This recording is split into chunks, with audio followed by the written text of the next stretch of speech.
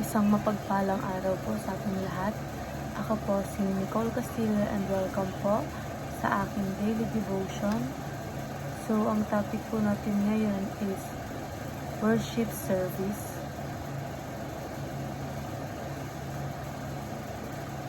So, New Testament understanding.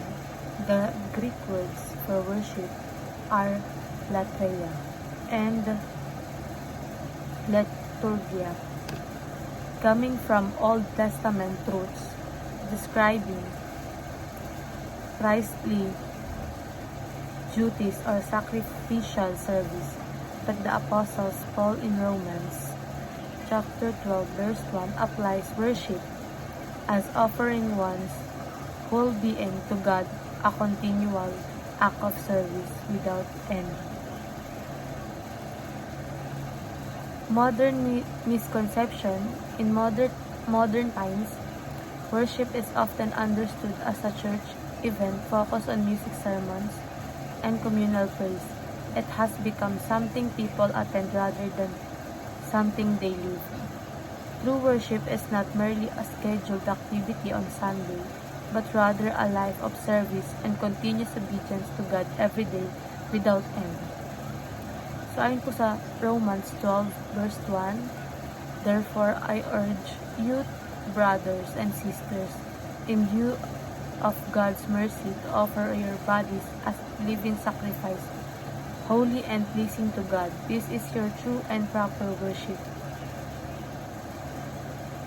So ayon po sa ating katuruan, worship service is offering oneself to God. So, ang tunay na pagsamba ay hindi lang basta pag-attend ng service sa pagkanta ng hymns. Ibig sabihin nito ay bigay mo ang buong sarili mo sa Diyos, ang isip, puso at gawa mo bilang handog sa Kanya. Parang sinasabi mo, Lord, gamitin mo ako para sa layunin mo. And worship service is not limited by time. So, ang pagsamba sa Diyos ay hindi lang tuwing Sunday o tuwing may church service. Dapat araw-araw tayong sumasamba sa paraan ng ating bumuhay sa mga desisyon natin at sa pakikitungo rin sa kapwa.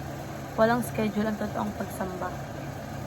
And worship service is not limited by space. So, ang pagsamba ay hindi lamang sa loob ng simbahan kahit saan tayo naroon, sa bahay, sa school, sa opisina o sa daan. Maaari tayong sumamba sa Diyos sa pamamagitan ng ating gawa at asal, and sa applications, offer yourself as a living sacrifice.